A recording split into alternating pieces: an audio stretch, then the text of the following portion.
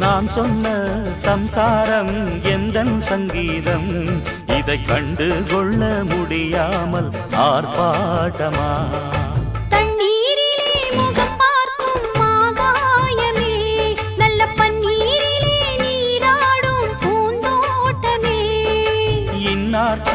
இன்னார்தான் சாமி சொன்னதம்மா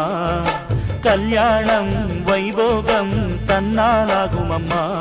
இனி உன்னை விட்டு நான் வாழ ஆகாதம்மா